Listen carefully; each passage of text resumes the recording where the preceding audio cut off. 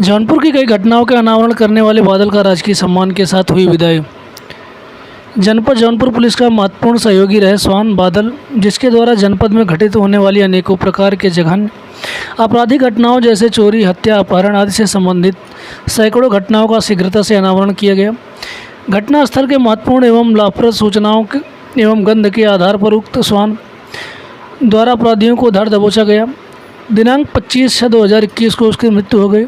उक्त स्वान विगत 14 वर्षों से पुलिस विभाग में अपनी सेवाएं दे रहा था तथा वर्ष 2011 में जनपद वाराणसी से स्थानांतरित होकर इस जनपद के पुलिस बेड़े में सम्मिलित हुआ था। उसके द्वारा किए गए सराहनीय कार्यों को देखकर उसकी मृत्यु पर समस्त जनपदीय पुलिस शोक संतप्त है तथा उक्त स्वान को पूरे राजकीय सम्मान के साथ जनपद के वरिष्ठ अधिकारीगण एवं कर्मचारियों के द्वारा उनको भावभीनी विदाई दी गई। उक्त स्वान के द्वारा महत्वपूर्ण अनावरणों का विवरण निम्नवत है। पहला, थाना चंदवक अंतर्गत स्थित गणेश राय स्नातकोत्तर महाविद्यालय डोभी में घटित चोरी की घटना के संबंध में प्रबंधक श्री सत्येंद्र कुमार की तहरीर के आधार पर मुकदमा अपराध संख्या 530/213 धारा 457 380 IPC में स्वान बादल की निशानदेही पर अभियुक्त योगेश को गिरफ्तार किया गया, जिसके द्वारा अपने जुर्म स्वीकार करते हुए चोरी की धनराशि 23 लाख रुपए बरामद किए गए। दूसरा, थाना मड़ियाहू अंतर्गत ग्राम बेलवा में राम सागर सरोज की हत्या के संबंध में मुकदमा आपराधिक संख्या 505/13 धारा 302 IPC पंजीकृत किया गया था, जिसके अनावरण में स्वान बादल को घटनास्थल पर अपराधी द्वारा प्रयोग किए गए चाकू से गंध दिए गया।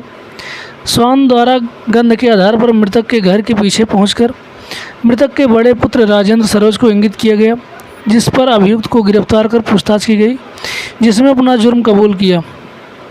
तीसरा, थाना सरपताहा पर पंजीकृत मुकदमा आपराधिक संख्या 208/14 धारा 302 IPC में स्वान बादल को घटनास्थल पर पड़े कलावा से गंध दिया गया। स्वान गंध लेकर घटनास्थल से सीधे घर के अंदर गया, जहां पर भूसा रखा गया था। भूसे को सूंघने लगा। स्थानीय पुलिस द्वारा भूसे को पलटा गया तो खून से सड़ी हुई कुल्हाड़ी मिली। स्वान बादल को कुल्हाड़ी से पुनः गंध दिया गया। स्वान गंध लेकर कमरे के बाहर निकलकर मोड़ पर खड़े जियालाल पुत्र गणेश गौतम को इंगित किया। स्वान के संकेत पर स्थानीय पुलिस द्वारा जियालाल को हिरासत में लिया गया। पूछताछ के दौरान अभियुक्त जियालाल ने अपना जुर्म कबूल किया। चौथा, थाना सरपताहा अंतर्गत ग्राम डेहरी निवासी हरदेव यादव द्वारा अपनी भतीजी के अपहरण के संबंध में मुकदमा आपराधिक संख्या 320/14 धारा 364 IPC पंजीकृत कराया गया।